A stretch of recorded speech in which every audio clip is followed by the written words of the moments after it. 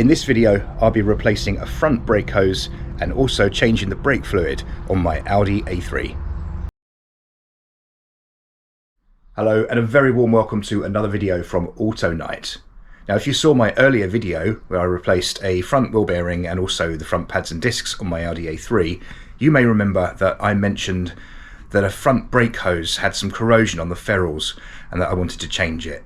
Well, the part's now arrived and today I'm going to do just that, replace the front brake hose and change the brake fluid, bleed the system while I'm there. Here are the parts to do the job. Got a front brake hose that I got from Autodoc. It's an ATE component which is reassuringly made in Germany. And right here is a little retaining clip that holds the brake hose at the central point to a bracket on the suspension leg. This is a Febi Bilstein part. And here the brake fluid and some brake cleaner. Okay, so the wheel is off the car, vehicle supported on an axle stand on this corner. Here you can see my lovely new brakes bedding in well. And the reason I'm changing this brake hose is because of this corrosion here, which I think is a bit excessive. The ferrules are the metal parts of a brake hose where the rubber is crimped. And these can corrode. Brake hoses can also fail if the hose develops a bubble. You sometimes see that. And sometimes they crack when you kind of bend them. You can see that they're just perished and old. There's no evidence of any of that on here. It really is just a case of this being really corroded and I'd rather change it. It's a good idea to clean out all this mud and muck from around this connection here. I'll be getting my wire brush onto this as well to make sure this is as clean as possible, because it's really important that we don't allow any dirt to enter the hydraulic system.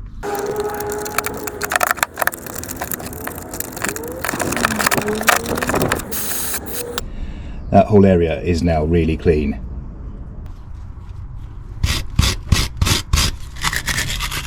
I've also cleaned up this mounting point here on the caliper to ensure it's clean and that no dirt can enter the system. So in terms of attachment points, what do we have?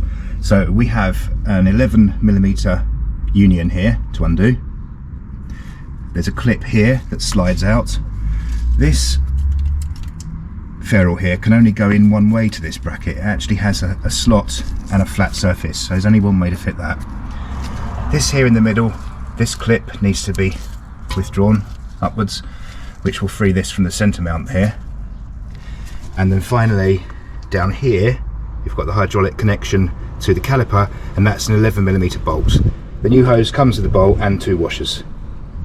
Because this part is being trashed, I'm clamping this off with some mole grips to minimise leakage. If you ever do want to clamp off a hose that you intend to save and reuse, there are special tools for that. They have two flat surfaces so they won't do the kind of damage that these jaws will to this one. I now loosen this bolt, the 11mm socket. I have a container beneath to receive any brake fluid that will inevitably drain out. This wire here that passes through this bracket goes off to the wheel speed sensor. I'm going to remove that from this bracket just by sliding it upwards, just so that it gives us more access to remove this brake hose.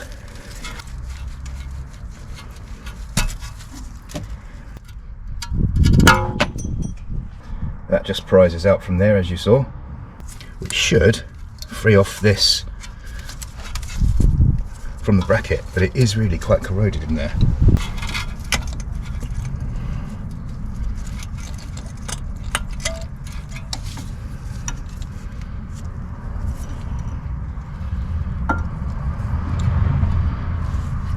There we go. I'm going to give this a clean up because it's pretty scruffy and rusty.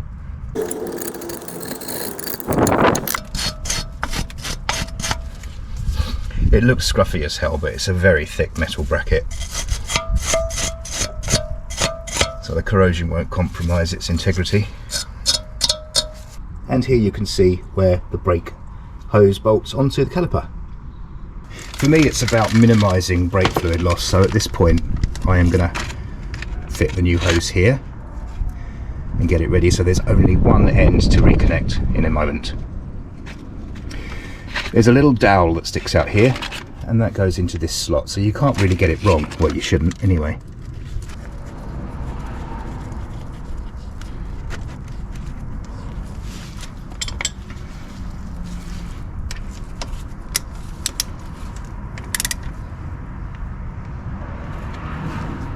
You will also note that there's a flat surface here on the bracket, and that corresponds with a flat surface here on the metal ferrule. So again, this will only go in one way.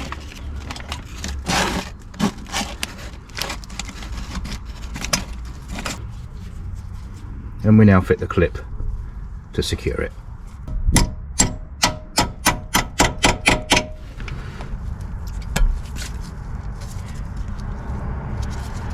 The wheel speed sensor wire can now be refitted into its slot. Now there is method in my madness for doing it this way, because as everything else is now fitted, the only one thing remaining is to undo this union and quickly swap this over. So it's all about minimising fluid loss and also not making any more mess than we need to. And I keep this packaging on till the last minute to prevent any dirt from going in the end. So using an 11mm brake pipe wrench from Snap-on, I loosen this slightly, and now I remove this clip, and I can now fully loosen this brake pipe union.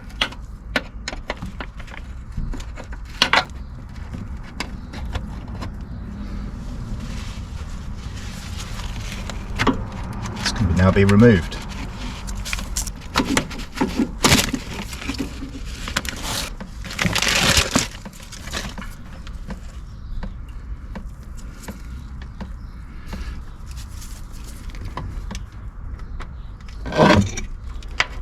And the new one refitted. Again, there is a cutout, so it can only go one way.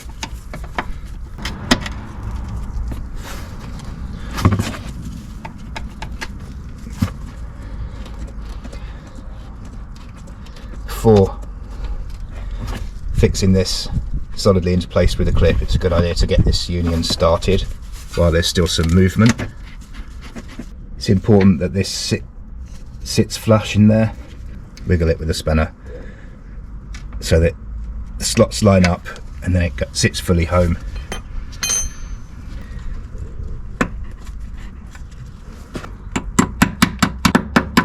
Refit the clip and tighten the union. The new hose is all fitted. Top connection, middle mounting point, and connection to caliper. Now the brake fluid just needs to be changed and the brakes bled. I now have a pressure bleeding system hooked up to the car. It takes its pressure from a spare tyre, which must have no more than 20 psi in it. This is a spare tyre and wheel assembly from one of my Smarts. There's a reservoir, and that's hooked up to the actual vehicle's brake fluid reservoir. And now it's just a case of going around the vehicle and undoing each bleed screw in turn and bleeding through a decent quantity of fluid at each wheel. I like to do about ½ a litre through each wheel. It's really important to ensure that this doesn't go below this line here. Keep an eye on this, otherwise we start allowing air to enter the system, which completely defeats the object. I hate working with brake fluid, it's really slippery, and I also get really paranoid about any spillage on panels and stuff because it does destroy paintwork. So I'll be giving this car a wash once this is done. Plenty of water. We'll start with this offside front just because the wheel's off. Usually when doing a brake fluid change you start at the wheel furthest from the master cylinder, but I've always thought I can't see how that can make that much difference. 11mm bleed screws in the front.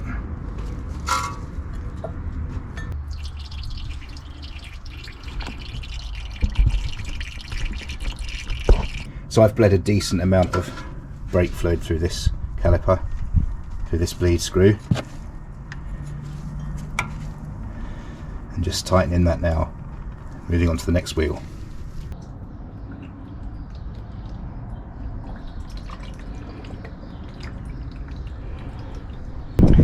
round to the back, take the cover off. Again, it's 11mm, a little bit harder in terms of accessibility is not quite as good.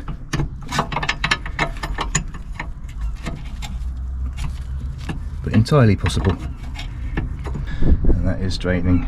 It's a bit slower at the back. And tighten up the bleed screw. And round to the near side rear. Let that one bleed for a bit. And retighten. Clean the area up with some brake cleaner. And refit the little cover. Notice there's a hell of a lot of muck built up in here. Compacted mud around components or in bodywork is a surefire way to get corrosion, because the mud holds the moisture against the component in question. So that needs clearing away for sure.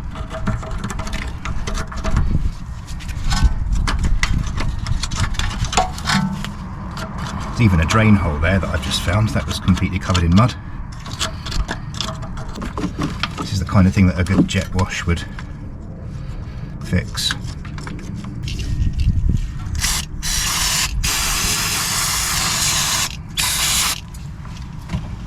That's much better.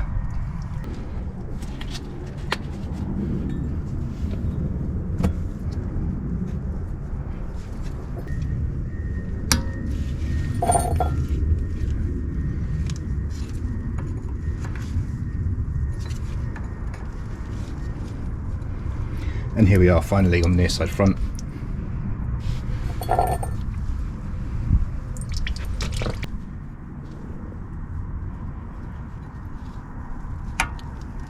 And tighten the bleed screw. The wheels are now back on and torqued to the correct setting. And after setting the correct fluid level, the brake fluid reservoir cap is back on. And the outside of the reservoir has been cleaned. And finally, just to check to make sure we've got a nice firm pedal, which we have. So that's it for today's video. One new offside front brake hose and a brake fluid change. I'll see you in another video very soon. Meantime, thank you very much and goodbye.